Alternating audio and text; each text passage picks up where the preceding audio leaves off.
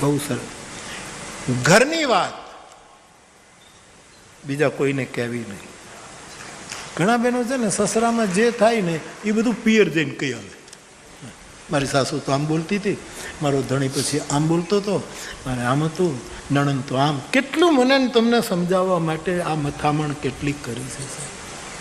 ઘરની વાત બહાર નહીં કરવી.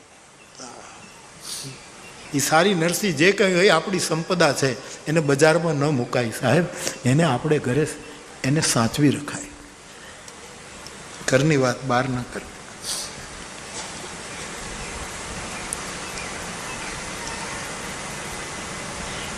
પતિને ન ગમતા માણસોની સાથે મૈત્રી ન કરવી, એની સાથે સંબંધ ન રાખવો.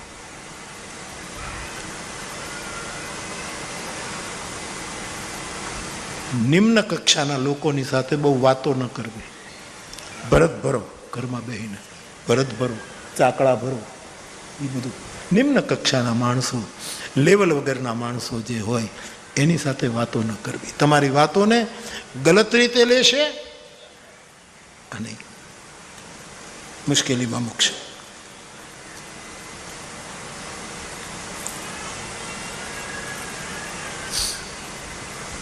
વગર કામે ઘડી ઘડી ઘરની બહાર ન જવું. હવે એ તો કેમ ફાવે યાર, કેમ ફાવે? અમારે આપણો ભગુભાઈ રોહડિયા, ભગુભાઈ રોહડિયા તુનાનગર, મારી સાથે એક વખત ને અમે આમ આપણે જોડિયાના રસ્તે ધ્રોળ બાજુથી આવતા અને રાજકોટમાંથી પસાર કરી એટલે હાંજ પડી એટલે ટોળા બહેનોના ટોળા. આપણને એમ થાય કાંઈ પ્રસંગ નથી, નવરાત્રિ નથી, કાંઈ બીજું નથી ને બહેનો ટોળા. એટલે હું આમ જોતો તો ટોળા બધા કેમ આટલા બધા બહેનોના ટોળા. એટલે ભગુભાઈ સમજે મને કે બાપુ એક વાત કહું કે આ બહેનોને એમ નહીં થતું હોય કે આપણે ઘરે રસોઈ કરવાની છે. હાંજ પડીને નીકળી જ ગયા છે, બધા નીકળી જ ગયા છે. કામ વગરનું ઘરથી બહુ બહાર જવું નહીં. સારી વસ્તુ. કામ હોય તો જવાનું, કથામાં જવાનું, એ મોટું કામ છે.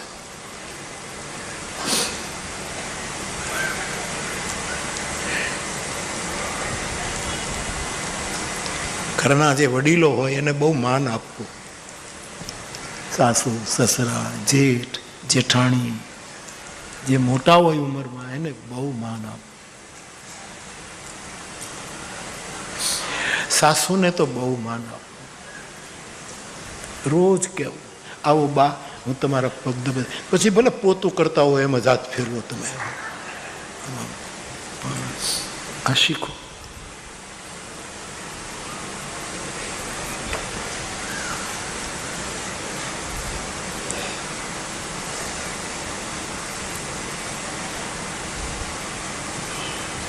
બહુ સરસ. માતાઓ, બધાની વચ્ચે બહુ ઊંચા સાદે બોલવું નહીં. દ્રૌપદી વાચ, આ દ્રૌપદી બહુ જોરથી બોલાય નહીં, ઊંચા સાદે. ખાનદાન કુટુંબો આપણે જોયા હોય.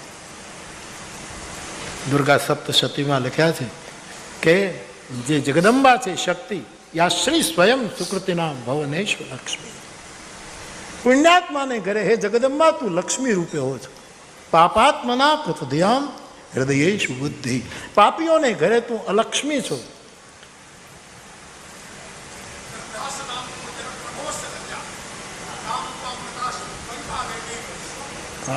ખાનદાન માણસોને ઘરે તમે લજ્જા રૂપે છો, મર્યાદા રૂપે છો. સંતોને ત્યાં હે દેવી તમે શ્રદ્ધા રૂપે છો. એવી હે જગદંબા તું આખા વિશ્વનું પરિપાલન કર. આવો આપણે ત્યાં દુર્ગા સપ્તશતી. લજ્જા એ ખાનદાન કુટુંબમાં માતૃ શરીરે વિરાજમાન છે. એ લજ્જા એ ખાનદાની ઊંચે તું બહુ જોરથી બોલાય. આખી સોસાયટી સાંભળે એવી રાડો ન પડાય, ભીતો પણ ના સાંભળે. એ ખાનદાન માત્ર. આટલા લક્ષણો સત્યભામા જો તું આમાંથી લે, થોડાક લઈ તોય પતિવશ થશે. આ તો મહાભારત કાળની વાત છે ને, પ્રેક્ટિકલ. પણ હવે પુરુષો માટે મારે કહેવું છે. આ ખાલી બહેનો માટે જ છે એવું નહીં માનતા. હવે આ કાકીડીનું મહાભારત બોલે છે, ઓલું વ્યાસનું મહાભારત બોલે, આ કાકીડીનું મહાભારત છે. અને ગંભીરતાથી લેજો પુરુષો, બધા પુરુષો, એની પણ મેં નોંધ કરી છે.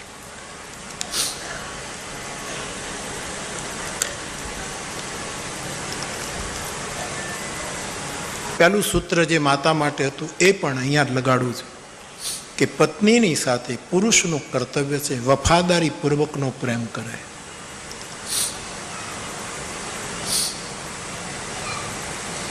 નાટકીય પ્રેમ નહીં, વફાદારી પૂર્વક, ઈમાનદારી પૂર્વક.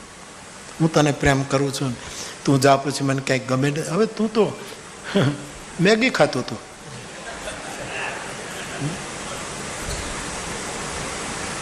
વફાદારી પૂર્વકનો પ્રેમ એ પુરુષનું કર્તવ્ય છે.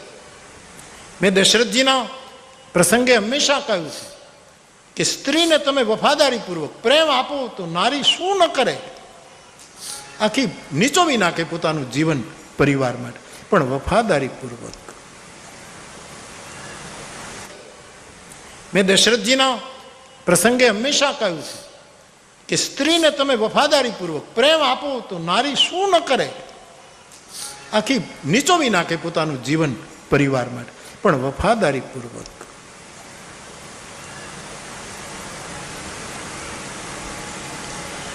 ન તુમ બેવફા હો ન હમ બેવફા, મગર ક્યા કરે અપની રાહે જુદા હૈ. વફાદારી પૂર્વકનો પ્રેમ પુરુષનું કર્તવ્ય છે. જો 6 પ્રકારના કર્તવ્ય ધર્મો હોય, એ પણ મહાભારત, યાદ રાખો, એ પણ મહાભારત. 6 પ્રકારના કર્તવ્ય. એક માનવીય કર્તવ્ય હોય, આપણે મનુષ્ય છીએ એટલે માનવીય કર્તવ્ય મારે તમારે ભજવવું પડે. માનવ માનવને ઉપયોગી થાય, માનવ માનવના દુઃખે દુઃખી થાય, સુખે સુખી, આ માનવીય કર્તવ્ય પડે. બીજું સામાજિક કર્તવ્ય. આપણે સમૂહમાં રહેનારા સમાજના પ્રાણી છીએ, આપણું સામાજિક દાયિત્વ હોય છે, સામાજિક કર્તવ્ય નિભાવવાનું. એક ધાર્મિક કર્તવ્ય હોય. અમે સનાતન ધર્મના, અમે આશ્રિત છીએ, અમારે અમારા ધર્મનું દાયિત્વ હોય, અમારા ધર્મની મહિમા હોય. એક પારિવારિક દાયિત્વ હોય. હું ઘરનો મોટો છું, મારી ફરજ છે, હું ઘરનો મુખ્યો છું, આમ પારિવારિક દાયિત્વ વડીલને આવવું જોઈએ. એ પારિવારિક દાયિત્વ પણ આપણામાં આવવું જોઈએ. એક હોય છે રાષ્ટ્રીય દાયિત્વ, હું આ રાષ્ટ્રનો માણસ છું, મારું. પણ સૌથી મોટું દાયિત્વ છે ઈશ્વરીય દાયિત્વ. ઈશ્વરીય દાયિત્વને કોઈ દિવસ છોડવું નહીં, એ કર્તવ્ય કરવું. આ બાકીના જે છે એમાં બાંધછોડ કરી શકાય, પણ ઈશ્વરીય જે દાયિત્વ કર્તવ્ય એમાં એ તો જે પરમાત્માએ કહ્યું એ કરવું. જેમ પેલી વ્યાસજીની કથામાં મૃત્યુ રડી પડી મારે બધાને મારવાના, ત્યારે વ્યાસ એમ કહે કે આ ઈશ્વરીય કર્તવ્ય છે, એમાં બાંધછોડ નહીં થાય, તમારે એ કરવું જ જોઈએ, એવું એને કહ્યું છે. તો એક તો વફાદારી પૂર્વકનો પોતાની સ્ત્રી સાથે પુરુષે પ્રેમ કરવો, આ થવું જ જોઈએ. કેવલ બહેનોને લાગુ પડે એમ નહીં. બીજું, પોતાની સ્ત્રી પાસે કાંઈ છુપાવવું નહીં. બહુ અઘરું છે, કાંઈ છુપાવવું એટલું અઘરું, બહુ મુશ્કેલ. દેવર્ષી એમ જ તું આમ બેઠો છો એટલે તને યાદ કર્યું. પત્નીની પાસે છુપાવવું બહુ મુશ્કેલ. આપણા સાહિત્યકારો કહે છે ને કે એક બેન રસોડામાં હતા અને પેલો પુરુષ આમ બહાર રખડતો હતો, બહાર ફળિયામ ખોટું, કંઈ કામ નહીં, ક્યાંય એને ગમે નહીં, ઘડીક આને અડે ને ઘડીક આને અડે, ઘડીક પાણી પીવાનો પ્યાલો લે, કાંઈ બહાર આમ ફરતો રખડતો હતો. એમાં ભેંસ ઉપર યમરાજાના દૂત આવ્યા, પાડાને લઈને યમરાજા પકડ્યો. એ હાલ તમારો પરિચય? આપ કોણ છો?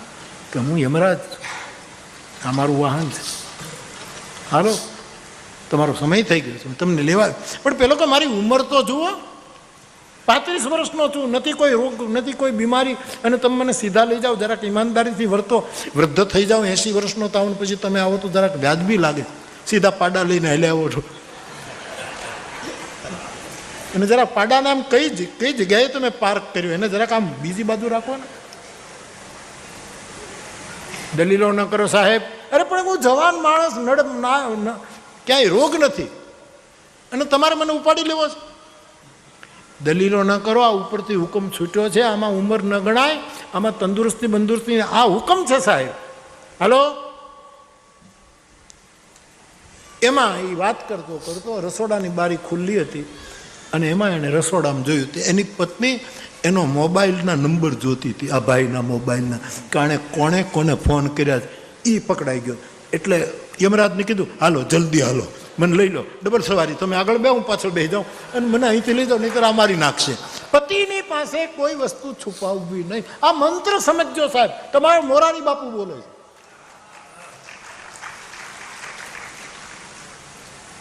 સુખી થવું હોય તો રાખ્યા છે કેટલા પડદા, એ પડદા ગણી બધા. અમારો હરીશભાઈ લખે છે ગઝલ કે તે કેટલા પડદામાં તું ઓઢીને બેઠો છે. એક વખત કહી દો ને, ચિંતા ન રહી સાહેબ, આમ જીવન હળવું ફૂલ થઈ જાય. અમારો હરીશભાઈ લખે છે ગઝલ કે તે કેટલા પડદામાં તું ઓઢીને બેઠો છે.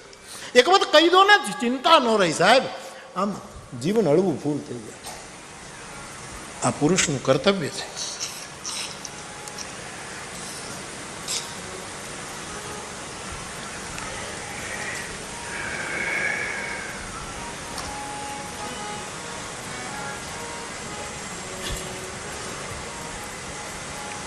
મર્યાદાથી વિવેકપૂર્વક પોતાની પત્નીને સલાહ આપી હોય તો સત્સંગથી પ્રાપ્ત કરેલા વિવેકથી એને બહુ આદર સાથે સમજાવો કે ભાઈ આમ છે, આમ છે, મોરારી બાપુ રામાયણમાં આમ કહેતા હતા, આમ છે, એમ કરીને ધીરેથી એને સમજાવો. એ પણ પુરુષનું કર્તવ્ય છે.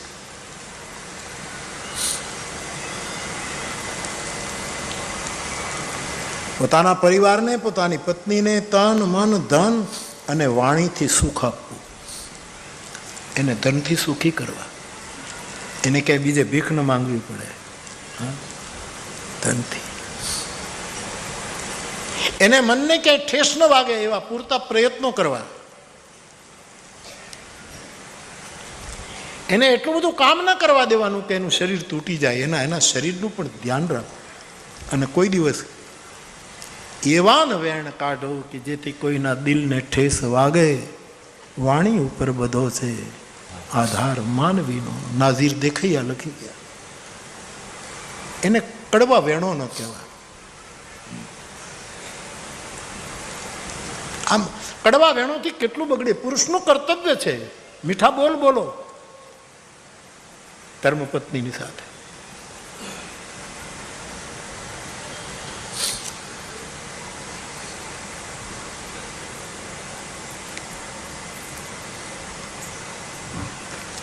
બીજાની સામે પત્નીને કોઈ દિવસ ઉપેક્ષા ન કરવી, ઇગ્નોર ન કરવું, એવોઇડ ન કરવું.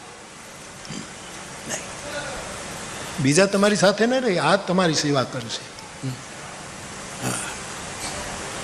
જ્યારે પથારીમાં પડ્યા છે ને ત્યારે એ જાગરણ કરતી કરતી ઊભી છે, તમે આટલું લઈ લો ને આટલું. એની આંખમાંથી આહુડા પડતા હશે. એની ઇજ્જત કરો.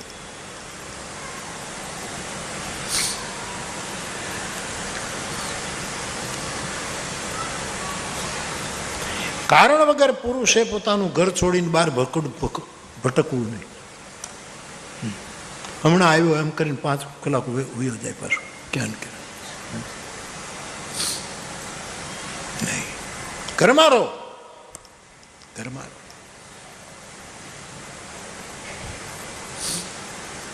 કારણ વગર નીકળી નહીં જવાનું. ખોટી ખોટું એ બહુ જરૂરી છે.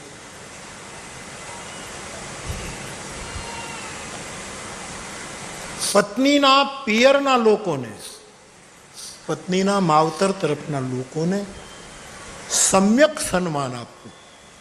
સમ્યક, વધારે પડતું નહીં. આવો બધા પરિવારના જે પત્નીના એને સન્માન આપવું જ જોઈએ, પણ સસરામય ન થઈ જવાય. ઘણા જમાઈને તો સસરાને અણહાર આવવા માંડે છે. આપણને એમ લાગે કે આ શું છે. સમ્યક શબ્દ મેં વાપર્યો છે સમજીને. એનું સન્માન કરવું જ જોઈએ, પણ સમ્યક. પ્રથમ માતા પિતા, પછી સાસુ સસરા, પહેલા માતા. પણ તુલસીદાસજીએ કળિયુગના વર્ણનમાં લખી નાખ્યું છે, અને એવું જગતમાં દેખાય છે. ઉત્તરકાંડમાં લખ્યું છે, સુતમાં નહીં માતુ પિતા તબલો લાલન દીખ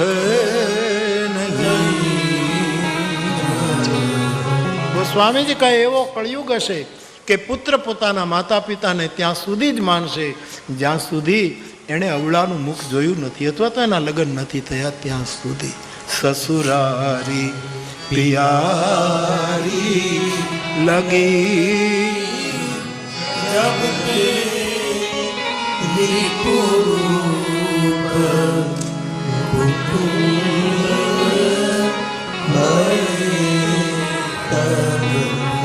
પત્નીના પિયરના પરિવારજનોને આદર આપવો આ પુરુષનું કર્તવ્ય છે.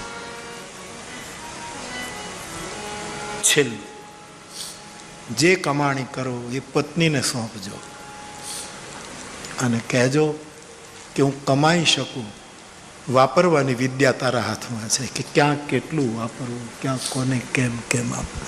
આ વિચાર પાંડુરંગ દાદાનો છે. આગળ જે કીધું છે એ મને જે સમજાયું તે, પણ આ જે વિચાર છે શ્રી સુક્તમની વ્યાખ્યા જબ કરે છે પાંડુરંગ દાદા. હમણાં 19મી એનો પ્રાગટ્ય દિવસ ગયો, આ ગઈ 19મી પાંડુરંગ દાદાનો જન્મદિવસ હતો. સ્વાધ્યાયનું બહુ મોટું કાર્ય કર્યું આપણે. આપણી વ્યાસપીઠ ઉપર તો બહુ સ્નેહાદર હતું દાદાને, બહુ જ આદર હતો. એમણે એમ કહ્યું છે મારા પ્રાચીન ભારતની એ વ્યવસ્થા હતી કે પુરુષ જ કમાય, સ્ત્રીએ કમાવાનું નહીં. અત્યારે દેશકાળ પ્રમાણે બેન બેટીઓ પણ કમાય, નોકરી કરે, એ દેશકાળ પ્રમાણે બરાબર છે. પરંતુ એક સમયની જે વાત છે તે પાંડુરંગ દાદા કહે કે એ સમયે પુરુષ જ ધન ઉપાર્જન કરે, સ્ત્રી નહીં. પણ ઉપાર્જન કરેલું ધન એ પુરુષ ગૃહલક્ષ્મી પોતાની ઘરની પત્નીને સોંપી કે તમે આની વ્યવસ્થા કરજો. કારણ કે ઘણાને કમાતા આવડે, વાપરતા ન આવડે. એટલે ટીના તું કહે છે ને ઓલો કોણ દુનિયાનો બહુ મોટો પૈસાદાર બફેટ કે કોણ જે છે, એને નથી કોઈ કે નિવેદન હતું ને કે હું કમાઈ શકું છું પણ વાપરવાનું હોય તો મારે આ બીજા ધનપતિને કહેવું પડે, એવું નિવેદન આવ્યું હતું. અમારે રમેશભાઈ ક્યાં બેઠા, જો બેઠો, કમાતા એને બહુ આવડે પણ વાપરવાનું મારે કહેવું પડે, અને હું કહું એટલે પછી ફડાકો કરે છે. એ પોતે એમ કહે કે હું મારી રીતે નિર્ણય ન કરું બાબુ, આ તમે મને વાપરતો કર્યો, તમે આવો. હા, કાલે હું જતો તો મને એક સફરજન આવ્યું સફેદ, આ બધા હતા ને મારે કેમ મોઢું નાખવું એમાં, મને નહીં મેળ ખાય. મેં કીધું નહીં ખાય એટલે મેં કર્યું. પછી ગાડી આગળ ગઈ એટલે એક ભાઈ નાના બાળક લઈને ઊભું હતું, મેં એને આપી દીધું. મેં સાંજે ચોખોટી કરી કે મેં તમારું સફરજન બીજાને આપી દીધું છે. એને એમ કે બટકું ભરીને પછી બાપુ મને પાછું આપશે. આજે પાછું સફરજન આપવાના ખુલ્લું મૂકી દીધું, સફરજનનું આખું ઝાડવું ખોલ્યું, આખો ન્યૂટન આપી દેવો છે મને, આખો ન્યૂટન તમે લઈ જાઓ. બાપ માતૃ શરીરને વાપરતા આવડે. મેં તો સાવિત્રી માને જોયા છે.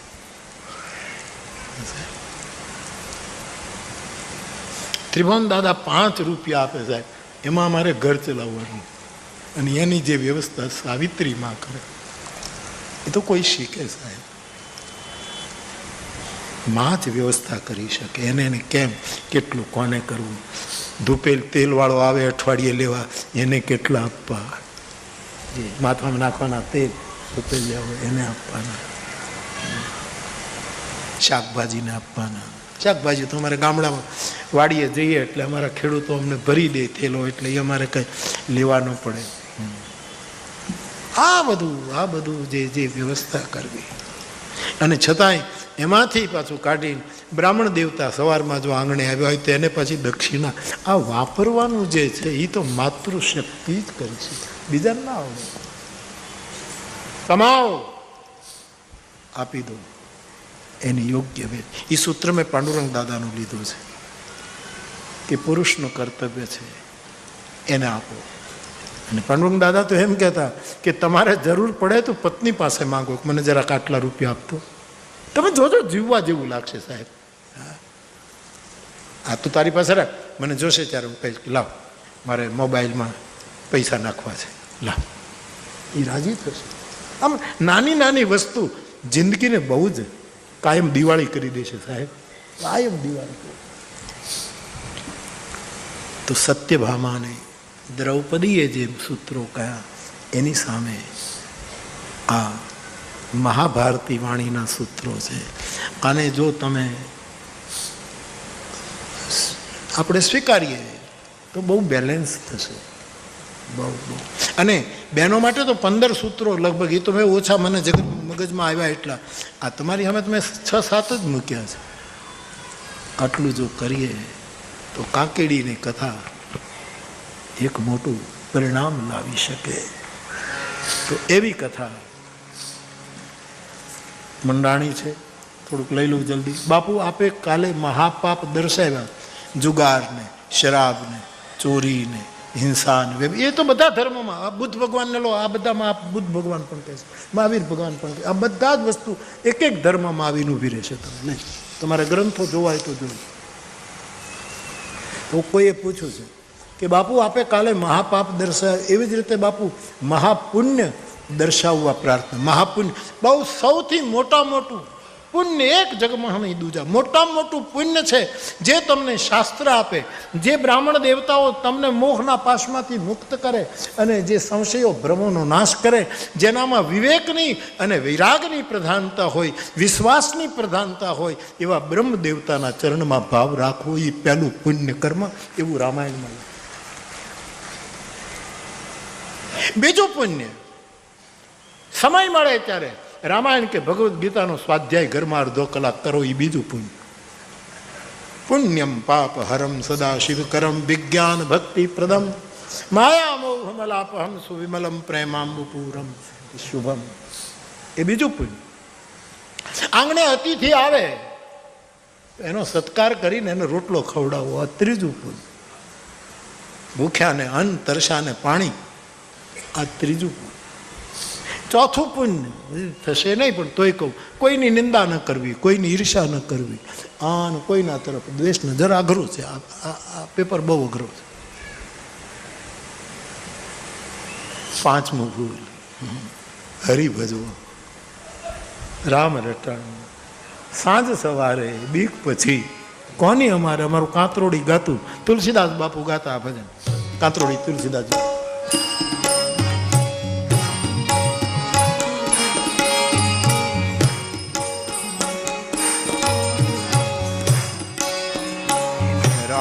રટણ સાંજ સવારે બીક પછી કોની અમારે.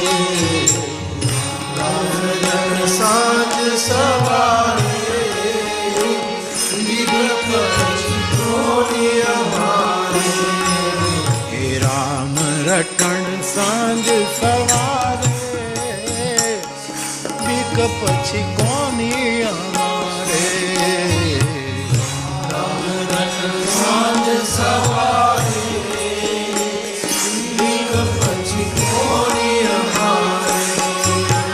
દુનિયા દો રંગી વાલા આવે એમ બોલે. દુનિયા દો રંગી વાલા આવે એમ બોલે. દુનિયા દો રંગી વાલા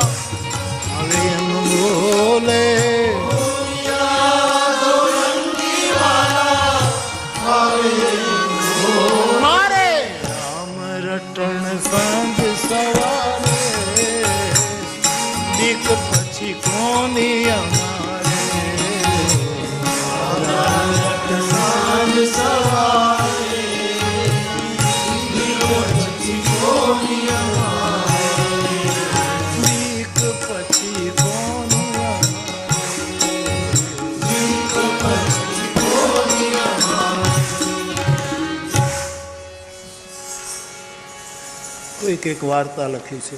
પછી બાપુ રામજી મંદિરમાં ત્રિભુવન દાદાની મૂર્તિ વિશે અમને કહો. તમે અમને રામજી મંદિરની રામ ભગવાન અને સીતા માતાની મૂર્તિઓ વિશે, ચિત્રકૂટ ધામના હનુમાન દાદા વિશે, પીઠોરિયા હનુમાન દાદા વિશે જણાવ્યું. કૃપા કરીને અમને દાદાની મૂર્તિ વિશે પણ જણાવો. બાપુ એ મૂર્તિમાં દાદાની આંખો ભરોસો દ્રઢ. દાદાની મૂર્તિને બનાવતા પણ બહુ વાર લાગે. જેમ હનુમાનજીની મૂર્તિ તલગાજરડામાં જે વિરાજે છે એને બનાવતા ઘણો સમય લાગે. કેટલા એના બનાવનારા બદલ્યા. પણ મેં કહેલું કે ભાઈ મને બરાબર મારી અંદર જે બ્લુ પ્રિન્ટ છે એ પ્રમાણે થશે તો જ હું આ પાડી. ખર્ચો જે થાય તમારે. અને છેવટે એક માણસ નીકળ્યો જેને પ્રદીપ લઈ આવેલો અને એણે અત્યારે જે હનુમાનજી બિરાજે છે, જે જબ જરા ગરદન ઝુકાઈ ઓર દેખ લી તો એ તસવીર.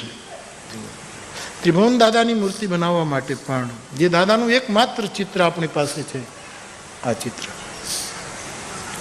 આ બિલકુલ, અને જોઈએ એટલે એમ લાગે કે બસ આ છે. એ ઘણા સાધુઓની સાથે દાદાના ફોટામાંથી આ ફોટો અમે બહાર કાઢ્યો. એક વખત દાદા સેંજળમાં બેઠા છે. અમારા કોઈ સાધુની, અમારે હરિવલ્લભદાસ બાપુ વખેગઢ, પછી એ વખતના અમારા સંતો મહંતો, આપણું સેંજળ, ત્યારે તો ત્યાં કાંઈ હતું નહીં. એક બે જાંબુડાના ઝાડ, એક લીમડો અને એક માટીની સમાધિ ધોરા ઉપર. ત્યાં એના કંઈક વિસ્તાર માટે કે એનું કંઈક સારું એ વખતના વડીલો બધા, એમાં દાદાનો એક ફોટો છે જે ત્રીજી ચોથી રોમાં આપણને દેખાય કે બધાથી દૂર, બધાથી અસંગ.